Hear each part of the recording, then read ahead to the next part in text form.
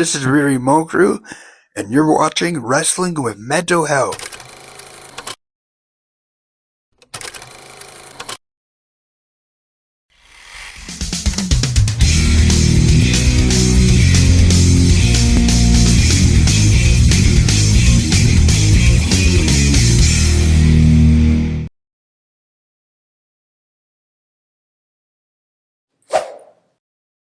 Michael Elgin is a bad word in wrestling.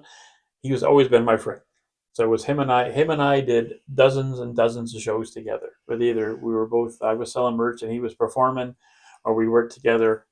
But situation happened where his name got bloodied, Yep, and he's never recovered. I And know. he's a.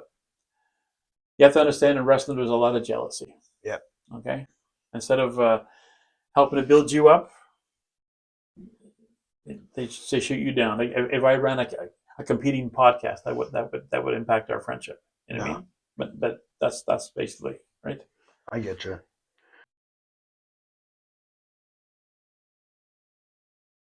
Rob Rage was a heat magnet. He did Yeah. great. There was one family that got mad at me because he came out and said, "Oh, you Oshawa people are fat and lazy," and they were all overweight. They took it personal. Instead of using that for motivation to get in shape, Yeah. they said, "You keep him on the show, he's not coming back." So I lost 10 people the show, Uh, which is a make or break sometimes. Chris Masters is not his real name, right? He was brought to Ontario to do 3 shows one weekend. The first show was up in Lindsay for my friend Nick. So when you're selling merch at a wrestling show, before the show and intermissions when you sell, usually you don't sell during the shows. So they got to the venue way late. The show had already started and they showed up. When Chris got to the back, all the other wrestlers said, "Who are you here with?" And they told him, he goes, get away from him now." And he said, "No, I'll stay." So they had no merch sales. So you pay a bunch of money when you bring a name in. You got to pay a hotel and you got to pay the flight and the Car. parents' fees. A lot of money. So then the next night was out by Hamilton. Can't remember the name of it. Maybe Cambridge. And after hearing not be there the whole Friday and Saturday by other wrestlers, Chris Masters wouldn't go on until he got paid. So the promoter approached me. He was going to pay me. I was going to borrow money off me, and he would pay me back later. It was my birthday. I was going to go hang out with Tatanka and Raven and all these wrestlers that I kind of know, and other people. And then after the show, that promoter didn't pay me. Ooh. So I said, "Tomorrow, Sean." And I said, "No." Then the next day, we're in the Tri Cities. It's about to go on. Masters and Elgin, they're at the curtain, and someone come out and told Masters there's no money. So Masters walked out. He wasn't going to go, but he was classy. He went and sat at the ring. There was a couple of young kids, and he sat next to them. He was, "Okay, if I sit with you guys, okay, if I sit in my big mass like this," and he watched the match, and he told the young kids what was going on in the match, what the story was going on. So then he needed a ride home from the Tri Cities to the airport. The promoter told me there's a hotel room for him. I said, "I will take him there." "Are you sure there's a hotel room for him?" So we show up at the hotel. But is there room for Chris Masters? No. Under his name? No. Is there a name for other the promoter? No. If Chris Masters could have got a hold of the guy, he would have ripped him in half, like a phone book. But he wasn't mad at me. He goes, "How do you know him?" I just no, I was going. I have to go home this way anyway, so I dropped you off at the airport. That's the short version of the Chris Masters story.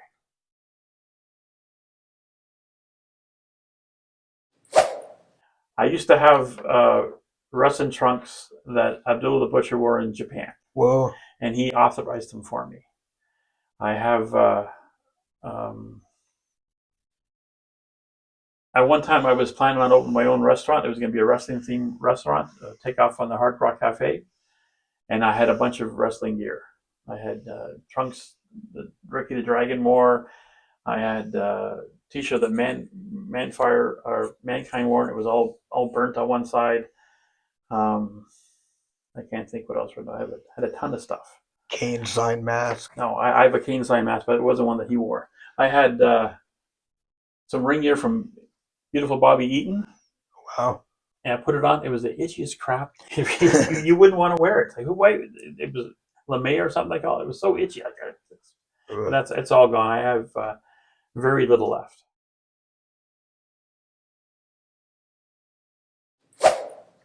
We brought Demolition a couple years ago. Bill Eadie, who plays Axe. Yep.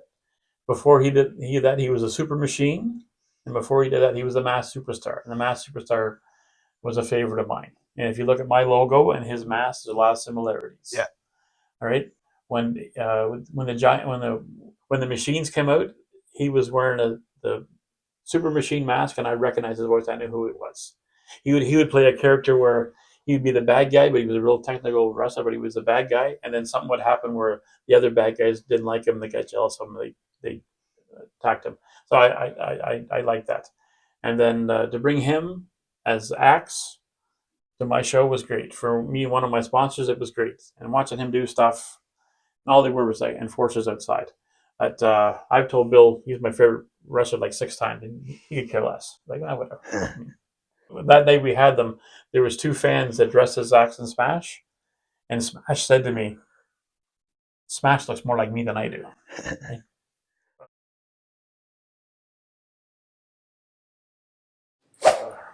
Tatanka, I had him a few times, spent some time with him.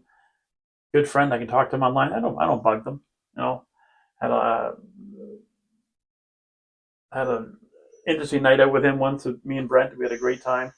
The Honky Tonk Man, you know, you have a show, then go out for beers afterwards, and just sit in the hotel room laughing at each other.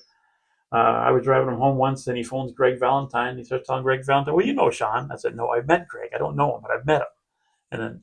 And then one time I had a picture on Facebook of Greg Valentine, and on his page he goes, "When's this picture from?" I said, "That's from you and I were in a town by Cornwall." Goes, "Yeah, I remember that. It was a good day."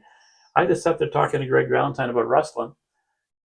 No fans were bugging him. They had no one. We just sat and talked like an hour about That's wrestling. awesome. He told me that the original Sheik burnt Toronto. You'd have like a 6 minute match, Yep.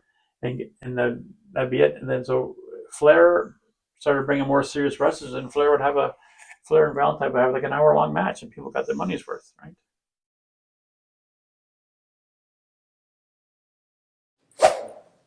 Natty Neidhart was just in town.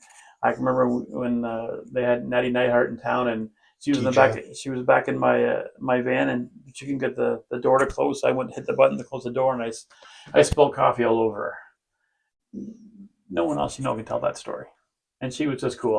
I threw her a towel and sorry, like, no, that was just before they got signed.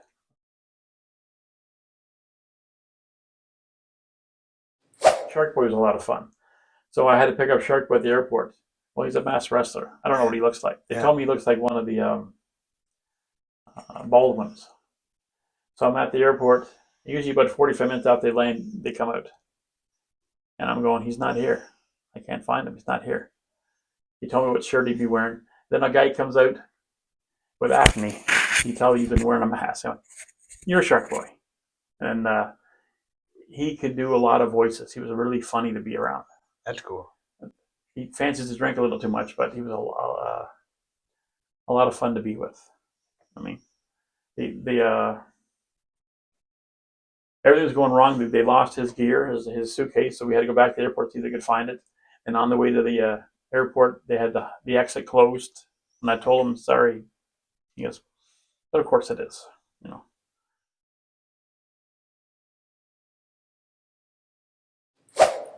Derek's a great wrestler. Yeah, Derek's amazing. He's the best unsigned wrestler.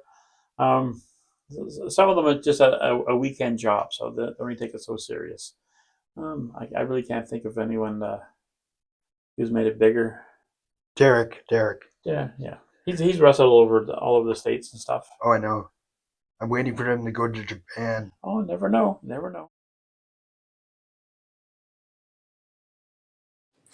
When I first started working out, I had some wrestlers doing the back room, and they said, "Who do you want?" I said, "I want Diener on the card." And then they came back the next show and said, "We can't get him." So then I ran into him in Niagara Falls, and I said, I'm trying to get you on my show. They said, you're not available. He said, nobody approached me. And I got him on. He came in. Him and Tyson Dukes came in and did exactly what I wanted. The place went nuts with what they were doing. No. He did exactly what I wanted, and I didn't tell him what to do. That was the best.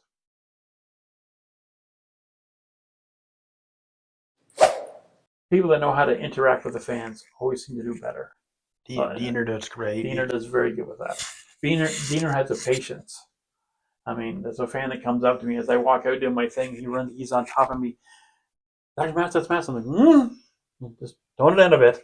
But Diener can make that work. He would just be patient with him and stuff. You know.